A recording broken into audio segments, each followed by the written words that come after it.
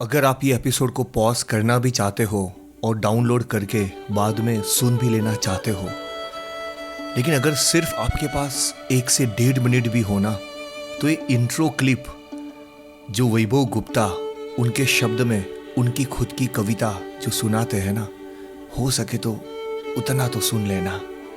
ये एपिसोड में मैं उनके साथ हंसा हूँ और उनकी कविता सुन के मैंने मेरे खुद के बचपन को भी याद किया है। और कभी कभार मेरी आँखों की कोने में एक हल्की सी आंसू की बूंद भी आ गई थी। हो सके तो आप इंस्पायर तो होंगे मेरे हर एपिसोड की तरह, लेकिन आप आपके बचपन की यादों में भी चले जाओगे ये वैभव गुप्ता के आवाज के साथ।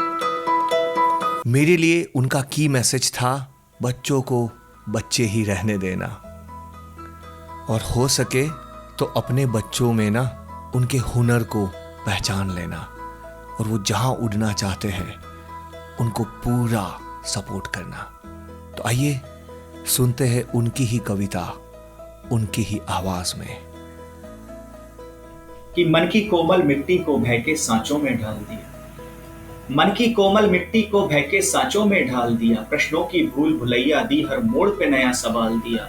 सपनों की दौड़ है भागो वरना तुम पीछे रह जाओगे, बच्चों के नाजुक कंधों पर अपने सपनों को डाल दिया। सपनों की झूठी दौड़ में इस बचपन को सच्चा रहने दो, सपनों की झूठी दौड़ में इस बचपन को सच्चा रहने दो। मत डालो बोझ उम्मीदों का बच्चों को बच्चा रहने दो, मत डालो बोझ उम्मीदों का बच्चों को बच्चा रहने दो। तितली के पीछे भागने वाले बच्चे बोलो कहाँ गए, वो देर रात तक जागने वाले बच्चे बोलो कहाँ गए। चांद पे जाने की चाहत तो डाल दी तुमने बच्चों में, वो चांद जमीन पर मांगने वाले बच्चे बोलो कहाँ गए। ईश्वर ने दी है अच्छाई तो इनको अच्छा रहने दो, मत डालो बोझ उम्मीदों का बच्चों को बच्चा रहने दो। बच्चों के मासूम कदम शिक्षा की राह में भटक गए, उम्र सीखने की थी पर नंबर की दौड़ में अटक गए। औरों से तुलना करने और अव्वल लाने की चाहत में इस देश के कितने बच्चे रस्सी के फंदों से लटक गए। प्रतिशत से प्रतिभा नापने वाली कातिल शिक्षा रहने दो, मत डालो बोझ उम्मीदों का बच्चों को बच्चा रहने दो। ये बच्चे कल का हैं भविष्य तो आगे इन्हें बढ़ाएं हम, औरों से तुलना करके लेकिन नीचे नहीं गिराएं हम। ये चले नहीं अंधियारों में बल्कि खुद अपनी राह चुने, जब गिरे उठे मजबूती से इस काबिल इन्हें बनाएं हम। और पके हुए फल गिर जाते हैं, पके हुए फल गिर जाते हैं, इनको कच्चा रहने दो, मत डालो बोझ उम्मीदों का बच्चों को बच्चा रहने दो, मत डालो बोझ उम्मीदों का बच्चों को बच्चा रहने दो। जब मैं शो की बात करता हूँ, which means he is the guy who is a TV performer. वो चाहे आप कह लो वाह भाई वाह का कवि सम्मेलन, जिसमें थे वो हमारे तारक मेहता के नाम से भी जो जाने जाते हैं, वो है शैलेश लोढ़ा। और आप पोएट भी हो और स्टैंड अप कॉमेडियन भी हो, और वो चाहे इंडियन आर्मी हो, आईआईटी बॉम्बे हो, आईआईटी दिल्ली हो, या मैनी कॉरपोरेट्स, स्टूडेंट्स से लेके सीनियर सिटीजन्स को लेके फैमिली, हर कोई को आप आज के ज़माने में या पता नहीं काफ़ी सालों से आप हंसा रहे हो। You are bringing the smile to the people, which is a very very good cause. And of course मैं एक और चीज़ ऐड करना चाहूँगा वैभव गुप्ता के बारे में। वर्चुअली भी आपने काफ़ी लोगों को हंसाया है। करीबन मैंने वैभव देखा था 3 दिसंबर 2022 को आपने 100 वर्चुअल शोज कंप्लीट किए थे। ये 3 दिसंबर 2022 की बात है। एंड मैं जस्ट एक लास्ट लाइन ऐड करूंगा Vaibhav, then I will pass it to you. ये मेरी फीलिंग है कि आप बहुत ही अच्छे प्रोफेशन में हो जो आप कर रहे हो। मैं ये स्टैंड अप कॉमेडियन की बात कह रहा हूँ। मेरे अनुभव से वैभव, मैं कभी कभार मेरे घर में भी या घर के नज़दीकी सर्कल में भी और बाहर जब जाता हूँ, हंसते हुए लोग कम दिखते हैं। लोगों के फेस में चिंता या स्ट्रेस होता है, और आप ना उसको उड़ा के, और ख़ासकर आजकल की जनरेशन में जो ये लोग कभी कभी 1 मिनट की रील या सोशल मीडिया में जो व्यस्त रहते हैं, जिनका कंसंट्रेशन ऑलरेडी काफ़ी हद से, काफ़ी अटेंशन स्पैन काफ़ी वीक होता है, और आप वहाँ आके घंटों भर लोगों को हंसाते हो। Man, this is courageous job, a very good profession you are doing. That's all, Vaibhav from my end. Welcome to the show, Vaibhav. Glad, Divesh. I'm glad to be with you, and thank you for inviting me on your podcast. Welcome man. सबसे पहले ना वैभव, मैं आपको कुछ पूछूं इस बार, मैं पहले लिसनर्स को पूछना चाहूँगा, when was the last time, maybe listeners might want to take a pause and think, when was the last time they smile or even they laugh?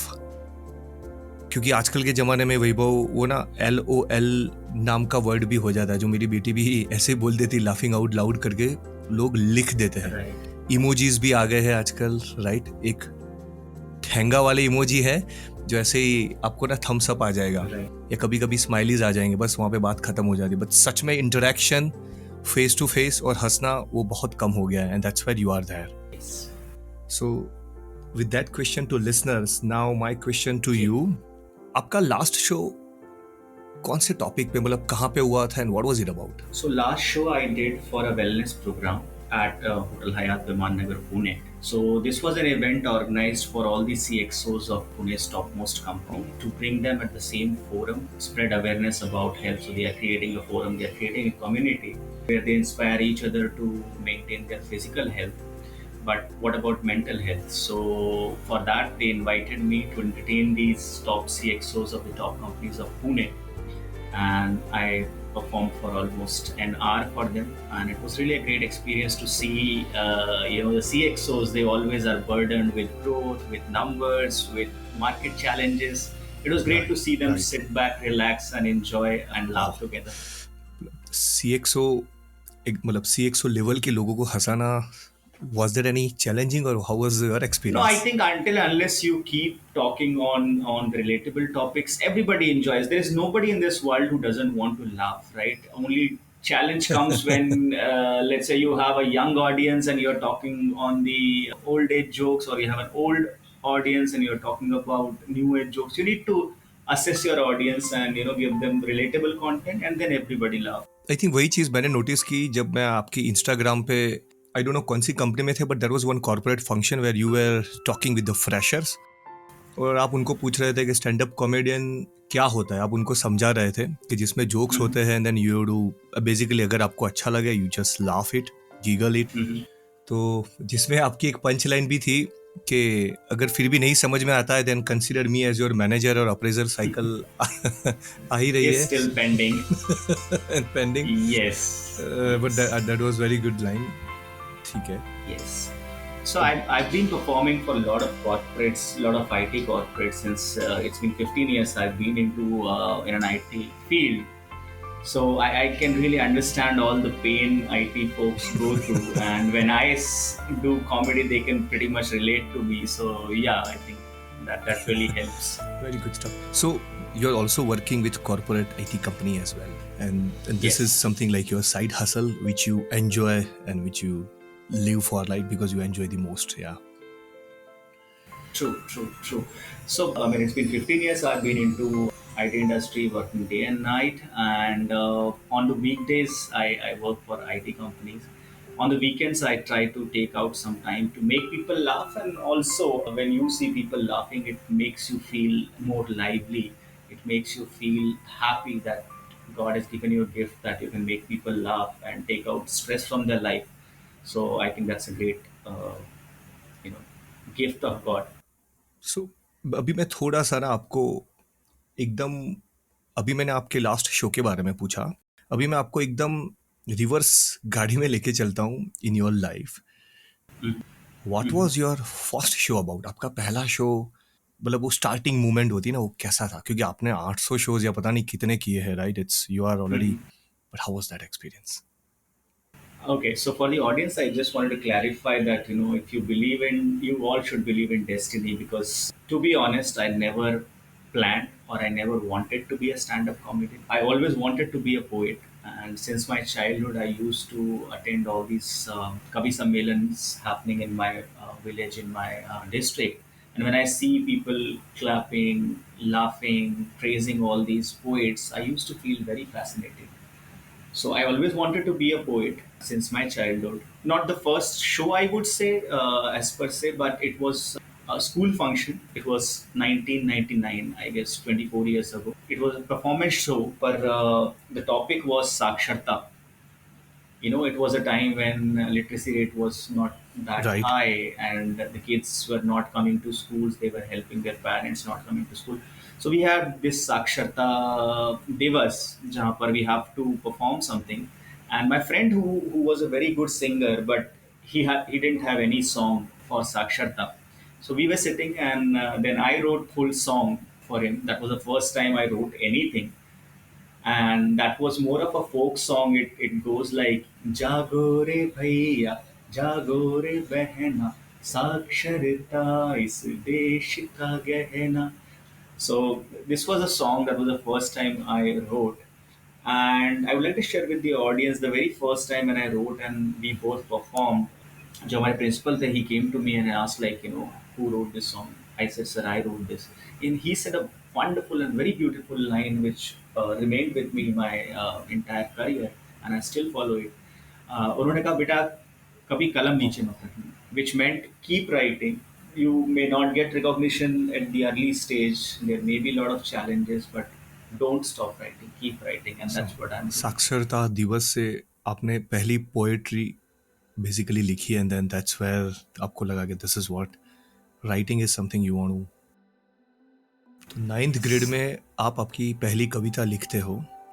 उसके जी. बाद जब आपने प्रोग्रेस हुआ, राइट, सो आप पोएट्री फिर लिखते रहते थे. Yeah, I kept on writing. I kept on performing for each year. और किस्मत से जिस कवि सम्मेलनों को देख देख कर I used to feel fascinated. I got a chance to perform in my village itself. And it was not it was not that I was invited. Everybody was performing, and I requested that I also want to perform. They gave me 5 minutes. I went up to the stage. I did perform, and I was not paid or anything. But what was the biggest achievement of that performance was जब perform करने के बाद मैं नीचे उतरा, एक 10 साल का बच्चा मेरे पास आया और मुझे बोला कि भैया मैं भगवान से प्रार्थना करूंगा आगे जाके बहुत बड़े आदमी बने. So that was very surprising. क्या बात है. That was really surprising, and I thought, yeah, that is what you achieve from your art, right? Not money, not praises, not clappings, but if somebody feels associated with you, that's a big Yes. achievement. I think that gives me answer to my another question is कि क्या feelings होती होगी जब वो आप करते हो without pay and then you just do. आप जब पोएट्री सुनाते हो जो आपसे क्लोज है and then how were your feelings and then वो मुझे I can understand that. So from there, I think I kept on performing. When I went to the college, I also performed at one of the biggest Kavi Sammelan in Indore, which has like 6,000 people sitting in front of you. I did perform for 3 minutes. Great experience in the 6,000 initial stage.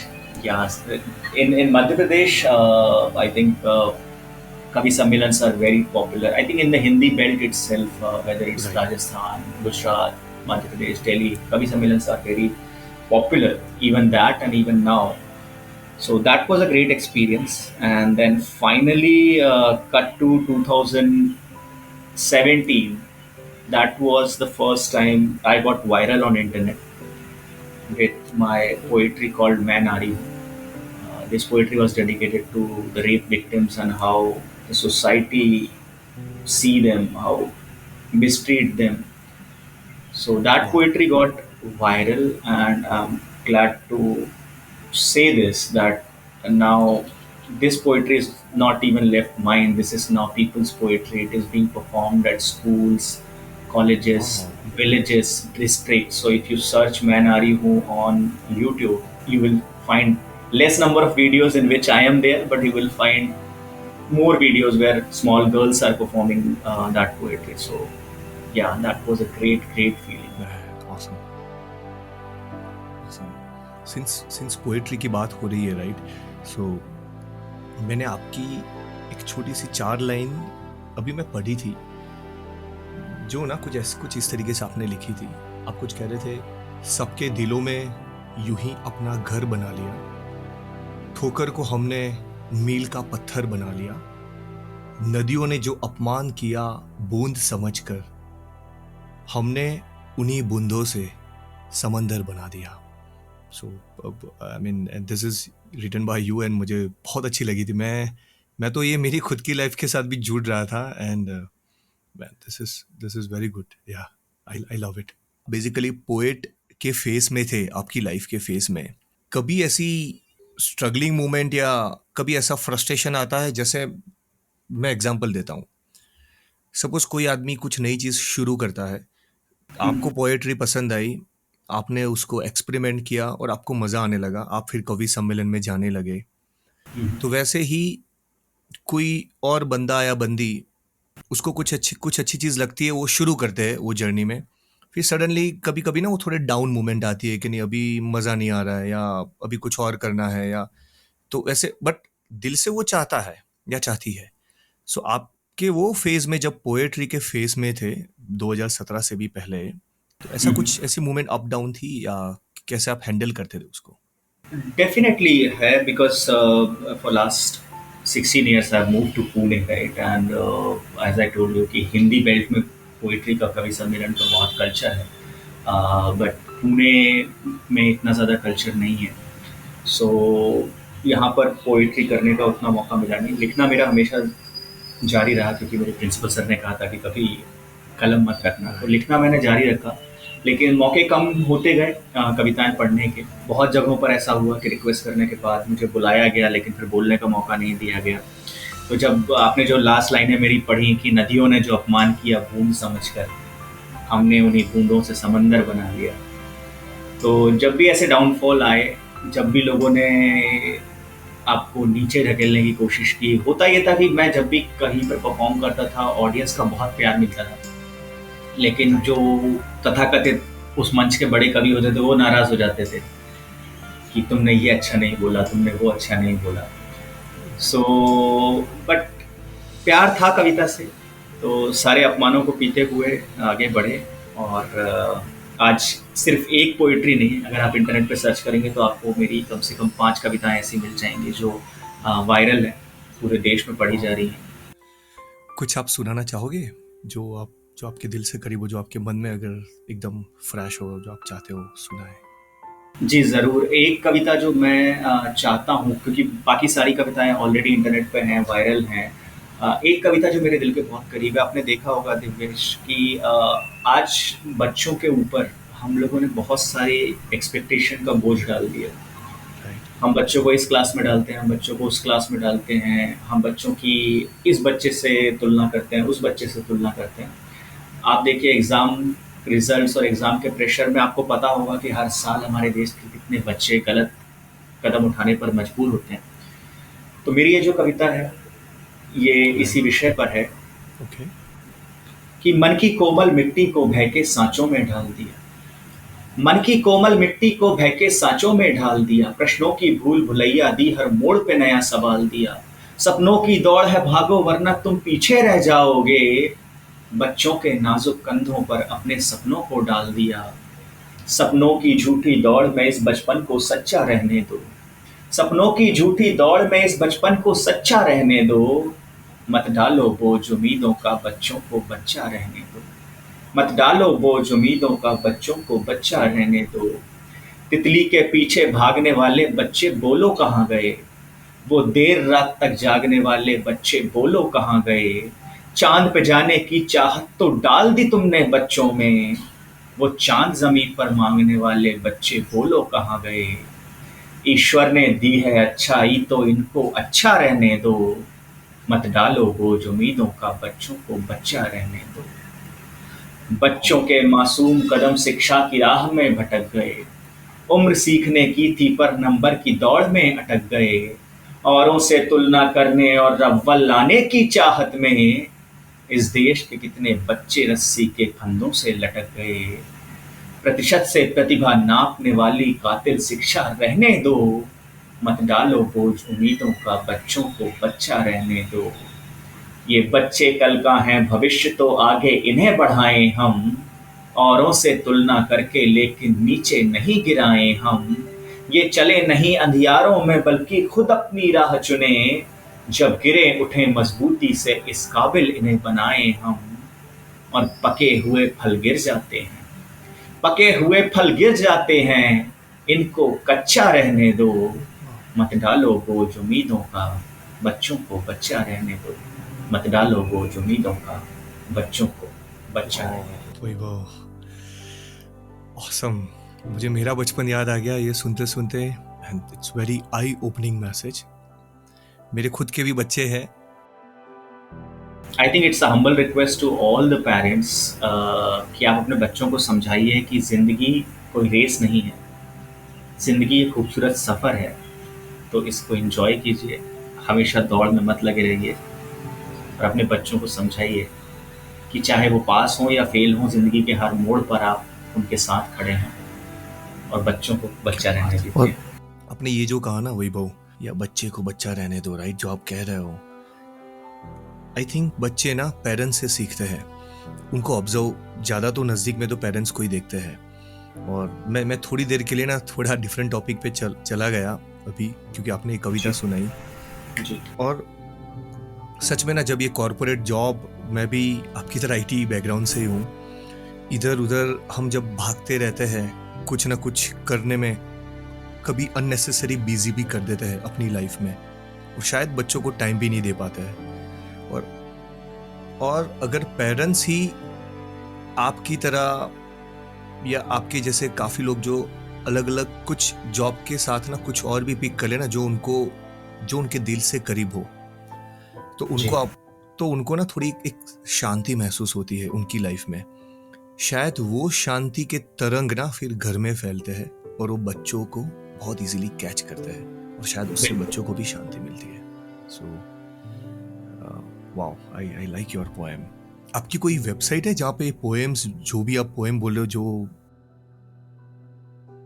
आप YouTube पे जाकर सिर्फ एक बार वैभव Gupta poetry type कीजिएगा, आपको बहुत सारे videos मिल अभी जाएंगे। मैं थोड़ा आपको ना पोएट्री से, आपकी कॉरपोरेट जर्नी ना कैसे शुरू हुई, या पोएट्री से आप स्टैंड अप कॉमेडियन बने, मुझे वो सीक्वेंस नहीं पता है। क्या आप बताना चाहेंगे कैसे आप कहाँ से कहाँ आपकी लाइफ लेके गई थी आपको?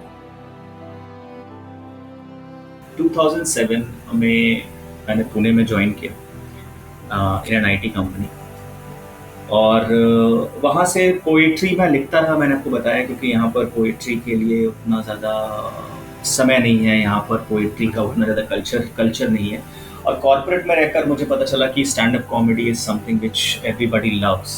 सो फिर थोड़ा सा मैं धीरे से वहाँ पर स्विच हुआ, छोटे छोटे मैंने जोक्स लिखना शुरू किए। एंड 2011 में, after 4 years of my corporate career, 2011 में when I was in Amdocs, I did perform on the Amdocs annual day. It was called Amdocs Got Talent, AGT, where I did perform poetry as well as I did comedy. So people loved both. और फिर वहाँ से I thought why not to make people laugh, because everybody is stressed in IT sector. Right. So from there I started my journey. Earlier I thought I used to do like 5-10 minutes of comedy, and then I came to know that people do their 1 hour show, and I was not sure आप किसी को 5 minute हंसा सकते हो, आप 10 minute हंसा सकते हो, पर किसी को 1 घंटे तक लगातार हंसाना, मतलब it used to sound like very impossible to me. And then I realise it's all about story telling. आप लोगों को एक कहानी सुनाइए, और उस कहानी के बीच में आप जोक्स, आपको अपने पंचेस, और जितनी ज़्यादा आप रिलेटेबल बातें करोगे लोगों से, लोग उतना ज़्यादा उस चीज़ों पर हंसते हैं। हो सकता है कि वो जोक के फॉर्मेट में बैठता भी ना हो, या जो स्टैंडर्ड जोक स्ट्रक्चर है उसमें वो फनी भी ना हो, लेकिन जब आप कोई ऐसी बात बोलते हैं जो लोग रिलेट करते हैं, पीपल लाफ। सो वहाँ से इंस्पिरेशन लेके I started writing, and now I have more than 2 hours of content, which has corporate content as well, which has family content as well. And I'm glad to tell you, since I've been writing from 2011 now, right? So I'm an old school comedian, so I don't use any cuss words, I don't abuse on stage. I do very, very clean and relatable comedy which you can enjoy with वो your मैंने भी entire देखा, family. काफी clean content, family के साथ आप enjoy कर सकते हो। यस। व्हाट वाज इट, जो आपको फिर भी हेल्प करता था, इवन वो फर्स्ट इवेंट में जब आपने एमडॉक्स में परफॉर्म किया, जहाँ पे व्हाट वाज योर माइंडसेट और किस तरीके से आप वो कॉर्पोरेट में जोक्स लिख पाते थे? क्योंकि जोक्स लिखना भी इट्स नॉट दैट इजी, आपको सिचुएशन सिनेरियोज विजुअलाइज करने होते हैं। कैसे आप लिखते थे वो जोक्स, या what was the thing that was helping you to come to those corporate jokes? Poetry, and if I talk about comedy, there is a very clear differentiation in terms okay, of writing. Because poetry में आप सिर्फ वही चीज़ें लिखते हो which you formally believe. ऐसा होता है कि पहले पोइट्री आपके मन में आती है, उसके बाद आप लिखते बराबर, हो। बट कॉमेडी में because it's all sometime it's all fictional, right? Not necessarily जो आप स्टोरी आप सुना रहे हो उसमें हर एक चीज़ सच हो। सीधी बात है। You create scenarios which are funny, you write fictional things. Comedy में सबसे बड़ा चैलेंज यही होता है, जब आप पहली बार कोई जोक लिखते हो आपको लगता है बहुत फनी है, लेकिन आप फिर उसको दोबारा पढ़ते हो तो आपको लगता है कि नहीं यार, शायद ये उतना रिलेटेबल नहीं होगा, शायद ये उतना फनी नहीं होगा। इसीलिए ओपन माइक्स का कॉन्सेप्ट है कॉमेडी के अंदर, कि आप जो भी अपना जोक लिखते हो या जो भी अपना सेट लिखते हो, आप जाके एक बार ऑडियंस को सुनाते हो, ओपन माइक ऑडियंस को, जो आपको पैसे भी नहीं दे रही है। समटाइम यू हैव टू पे as an right, artist to be a part of open mics, because you want to test your material. You want to right, test what you think is funny is really funny for the audience, or it's just you think it's funny. मैंने भी वही किया। And you know, once you perform a joke multiple times, then you get a rhythm of it, that how you want to express, how you want to say it. Because one joke can be said in many ways, right? It's right, not right. always that it's not always that the content is funny. You have to deliver that joke in a rhythm that people can relate, and they get that surprise element at the end of the joke. Yeah, it was a great learning, and it was a great experience for the first कभी show. ऐसी moment हुई थी, आपने बोला Amdocs में जब शुरू किया, may be it was spontaneous, I am not sure, Mhm. But Mhm. वो जर्नी में ना, सामने इतनी बड़ी, इतने सारे लोग बैठे हैं, Mhm. माइक है, आजकल ना फियर ऑफ पब्लिक स्पीकिंग होता है, पैर थरथरा जाते हैं, या कभी फ्लो भूल जाते हैं, या कभी आवाज़ ही नहीं निकले। मैं अभी की नहीं बात कर रहा हूँ, वापस क्लैरिफाई कर रहा हूँ, जस्ट काफ़ी अर्लियर डेज में ना। तो Mhm. कुछ ऐसा हुआ था, या how how it used to be that experience, any story around that? To be honest, because I've always dreamt of being a performer, I told you from my childhood. So for that reason, I never had a fear of audience or to face an audience. But ये चीज़ हमेशा होती है, because every time audience is new, every time yes, audience is different, their profile is different, their age group is different. So ये जो होता है ना, this is as good as if you play cricket, right? Sachin पहले match में century मारता है, right, but probably next match में he gets out on zero. Yes, So does yes, that mean that Sachin is not a good batsman? No. No, You have to pick yourself up once again. There may be a point of time in Sachin's career where he might have got golden duck multiple times. But did it stop him? No. So that is the biggest learning for stand-up comedy, that in one show you are getting standing ovation, on the other show nobody is listening. So you have to pick yourself up, you have to back yourself and think, probably, or sometimes it's also possible that your jokes were not good. That can also be a big possibility. I'm not saying that every right, time right, you can blame it on the audience, that they were not listening, or they were not smart enough to understand the joke. But you have to assess yourself as well. But whatever happens, it's an art, it's a craft. As much as you practice, the better you become. Yes. Any real steps, जिसको वो भी आपकी तरह कोई job कर रहा है, और वो चाहते हैं कि मेरे में थोड़ा बहुत सेंस ऑफ ह्यूमर है, या कोई चाहता है कि नहीं, मुझे जस्ट टेस्ट करना है, I want to test myself whether I can be stand up comedian और not, so what are the ways to quick start where they are now?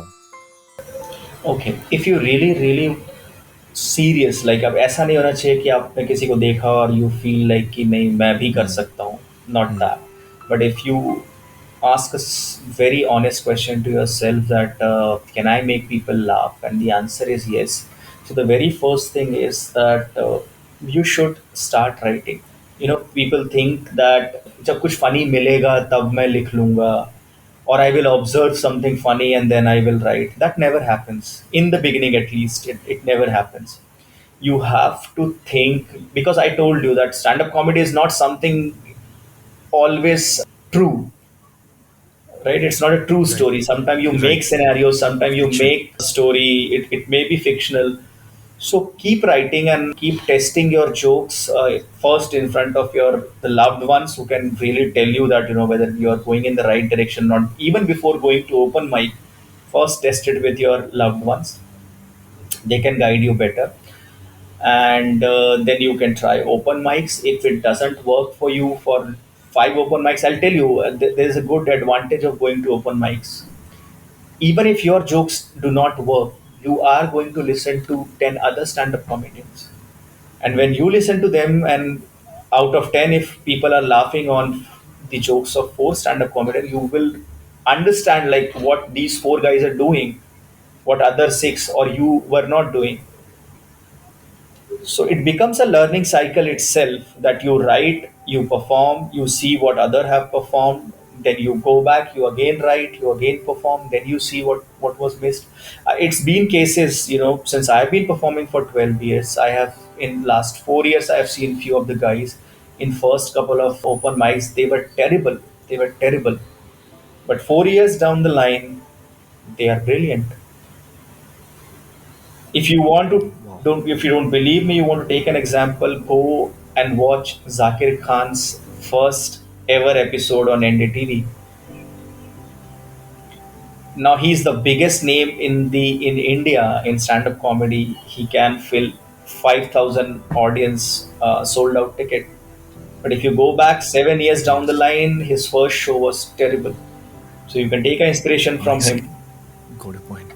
Basically ये प्रोसेस है, आप सीखते हो हर एपिसोड, हर आपके वो ऑडियंस के इंटरेक्शन में आप सीखते रहते हो. It is iterative process and you observe the people around who are doing. क्या बात Yes. है. Yes, thank you for this steps. आप खुद कभी कभी मैं मतलब पूछता हूँ, आप वो तो मैं समझ गया, आपके जोक्स तो मे बी आप राइटिंग से आप लेके आते हो, but is there anything in your family situations या ऑब्जर्वेशन से you can think of jokes, या कहाँ से आप ये सब रॉ मटेरियल आता है? कभी कभी मैं कॉमेडी की बात हाँ, करूँ, हाँ. Right, family. Oh, I think each point of your life, whatever you experience, has something funny or something relatable to it, right? Mostly, I write a lot of jokes about my childhood because I find that funny. I'll give you an example, right? And that is pretty relatable.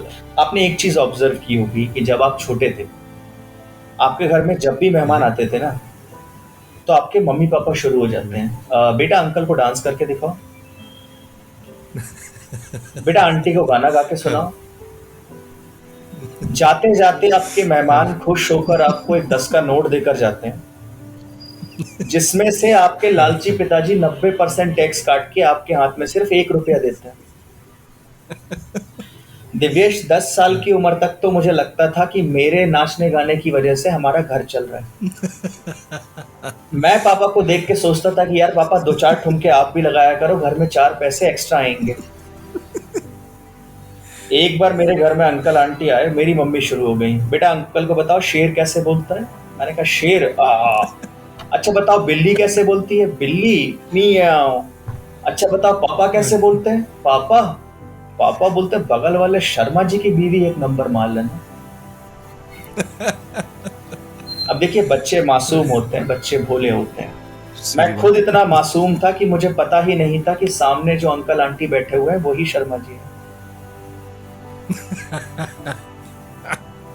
इसमें क्या इसमें बात है. जो पहली जो 2-3 लाइनें हैं, जो हमारा ऑब्जर्वेशन है कि हमारे घर में जब भी मेहमान आते हैं हमारे पेरेंट्स ऐसा ही करते हैं, right. So that's not oh even yes. Funny, that is just relatable. और उसके बाद मैंने जितना कुछ कहा, that is all fiction. Oh yes. Yes man, right. काफ़ी रिलेटेबल था, और आपने एक पूरा लाइव डेमोन्स्ट्रेशन भी दे दिया कि कैसे अगर आप राइटिंग शुरू करना चाहते हो खुद की स्टैंड अप कॉमेडियन जर्नी में, this is how maybe one of the way you can begin with. Awesome Vaibhav. Yeah. I could not control. मुझे मेरे बचपन के दिन याद आ गए कि चलो बेटा ABCD सुनाओ, क्या आता है तुमको. Yes yes yes, everyone has been through that. Loved it. अभी और 2-3 सवाल है वैभव, मे बी ऑलमोस्ट हम एंड पे ओके. हैं, बट फिर free if you have any questions which you want me to ask. एक सवाल है मेरे पास, वो मैं पूछूंगा ओके. आपको. अभी एक सवाल ये है मेरे मन में ये ना शायद सबको लगेगा ये कॉमन क्वेश्चन है। मैं हर एपिसोड में हर एक को मोस्टली पूछता हूँ, और हर एक के जवाब ना उनके सिचुएशंस, मतलब उनके विच मीन्स गेस्ट के एक्सपीरियंस और सिचुएशन के हिसाब से ना वो बहुत अलग होते हम्म, हैं और बहुत इंसाइटफुल हम्म, होते हैं। तो मैंने जब आपका लिंक्डइन प्रोफाइल पे डिस्क्रिप्शन पढ़ा ना हम्म, वैभव, जिसमें आपने लिखा है 12 साल में 800 shows, that too in Canada, Brazil, hmm, Thailand, all over, अपने इंडियन आर्मी, ये सब के लिए आप ये काम करते हो, इवन सीनियर हम्म, सिटीजन्स, वो भी मैंने देखा था। जो तालिया की जो गुनगुनाहट होती है जी। ना, वो भी मैंने देखी थी। तो ये इसका सिंपल आंसर तो वही होगा, कोई कहेगा हम्म, कंसिस्टेंसी, हम्म, पेशेंस। बट क्या होता है, मतलब अगर आप थोड़ा सोच के बोलोगे तो ये 800 शोज या उससे ज़्यादा भी होंगे, ये कैसे आप, ये तो आपकी साइड हसल है, या आप साइड में करते हो, जो बहुत अच्छे से आप हम्म, निभाते हो। तो अब मैं थोड़ा ज़्यादा बोल रहा हूँ, जैसे आप ये कवि सम्मेलन में भी गए थे, जो सब टीवी, शमेरो टीवी, जहाँ पे भी आप शैलेश लोढ़ा के वो कवि सम्मेलन में जी। जाना और 800 शोज करना, तो ये क्या होता है, माइंड माइंड में क्या चलता है आपके मन में, मतलब कैसे कर पाते हो consistency? See, it's just all about love for your art, right? अगर आप अपने आर्ट फॉर्म में बहुत ज़्यादा बिलीव करते हो, if you love your art form, if you love to see people laughing, if you love to see people clapping for you, so I think that is the biggest motivation, right? Because when I started, I was not getting a lot of money, but I kept on going, and I never knew, to be honest. I'm not saying it out of modesty, but I never knew that I'm going to get paid this much for stand-up comedy, because if you remember 2011, there was no scene for the modern stand-up comedy, right?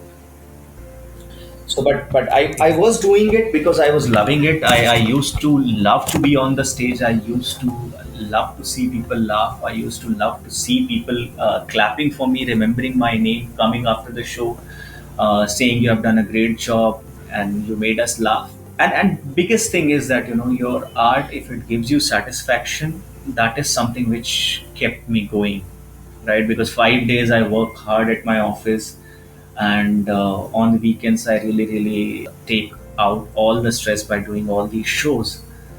So yeah, I don't say that I do it for people, I do it for myself, because I love to be on the stage, I love to hold the mic, and yeah, that's keep me awesome. going. मतलब और दो प्रसंग जो आपकी life में हुए वो थे, जब आप स्टेज से उतरे तो 10 साल का जब बच्चा आपको कहता है कि आप बड़े आदमी बनोगे, और प्रिंसिपल ने जब आपको कहा कि राइटिंग छोड़ना मत। सो मानता हूँ, तो आपकी जर्नी में ऐसे कोई लोग थे या मेंटोर थे जिन्होंने आपको हेल्प किया? बहुत सारे लोग हैं, बहुत सारे ऐसे लोग भी हैं जिन्होंने मुझे नीचे खींचने की कोशिश की। जब मैं पोएट्री करता था, तब एक महानुभाव ने मुझसे कहा था कि तुम बोलते बड़ा अच्छा हो, तुम्हें तालियां बहुत मिलती हैं अच्छी, लेकिन तुम बड़ा कच्चा सा लिखते हो। तो फिर उनके लिए ही मैंने बाद में 4 लाइनें लिख कर अगले मंच पर उनको सुनाई थी, ये कि ये सच है, मैं थोड़ा कच्चा लिखता हूँ। ये सच है, मैं थोड़ा कच्चा लिखता हूँ, पर मजबूरी है, जो भी लिखता हूँ सच्चा लिखता हूँ। ये सच है, मैं थोड़ा कच्चा लिखता हूँ, पर मजबूरी है, जो भी लिखता हूँ सच्चा लिखता हूँ। और मेरी माँ कविता का कातक नहीं जानती, पर मुझसे रोज़ कहती है मैं बहुत अच्छा लिखता हूँ। तो बहुत सारे ऐसे लोग हुए जिन्होंने पीछे खींचने की कोशिश भी की, लेकिन बहुत सारे ऐसे लोग भी हैं जिन्होंने हमेशा आगे बढ़ने में मदद की। बहुत सारे मेंटोर्स ऐसे रहे, जैसे पुणे के ही शरदेंदु शुक्ल शरद, बहुत ही जाने माने व्यंग्यकार हैं, बहुत ही जाने माने कवि हैं, पूरे देश में विदेश में कविताएं पढ़ते हैं, उन्होंने बहुत ज़्यादा मार्गदर्शन किया। पुणे के राकेश श्रीवास्तव हैं, उन्होंने मुझे उन उन शोज़ से जहाँ पे मैं होस्टिंग करता था, वहाँ से उठाकर मुझे कवि सम्मेलनों में जगह दी। बहुत सारे लोग हैं जिन्होंने कॉर्पोरेट शोज़ के लिए मुझे बुलाया, उस समय जब जब मेरा नाम भी नहीं था, लोग जानते भी नहीं थे मुझे कि मैं कौन हूँ, तब मुझे मौका दिया। And I think I am really thankful to each and everyone जिन्होंने इस जर्नी में मेरा साथ दिया। सो या, you will always get few people who will take you forward. You just have to be thankful to them and keep believing in yourself. And Vaibhav, आपके कोई upcoming show के बारे में बताओगे? हम बात कर रहे हैं 27 मई 2023। As I told you, most of my shows are the corporate shows. I do not do ticketed shows at this point of time because I'm not a full-time stand-up comedian. So I focus more onto the corporate shows. But yeah, I do perform at some of the biggest malls in Pune. So what you can do is you can follow me on Vaibhav Gupta Comedy on Instagram. Whenever I have an open show for audience, I keep posting the details there. So you can check out there. So basically, maybe it was not clear जब आप Instagram बोले. So basically, how people can reach out? Yeah, so on Instagram, my handle is Vaibhav Gupta Comedy. There are two handles. One is Vaibhav Gupta Comedy, one is Vaibhav Gupta Poetry. So in whichever art form you are interested, you can follow, or you can follow both the handles. Thanks a lot, Vaibhav. I think I am done. And as usual, I always learned whomever I talk, I speak in the show. And if you're still listening to this episode, subscribe to Facebook group Jasba. Link in this episode description.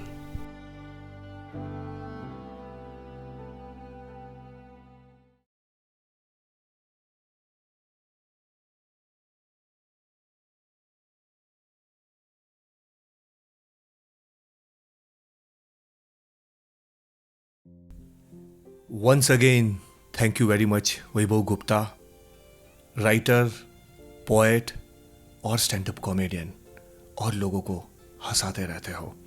I wish and together we all wish आपका writing हमेशा जारी रखे और लोगों को हमेशा आप हंसाते रहे. और दोस्तों, बिफोर आई साइनिंग ऑफ, मैं यही कहना चाहता हूँ, मेरा लक्ष्य, पर्पस यही है, ऐसे लोगों की स्टोरी सामने लेके आना जिससे हम कुछ ना कुछ सीखें. With that, signing off, Divyesh Vasani.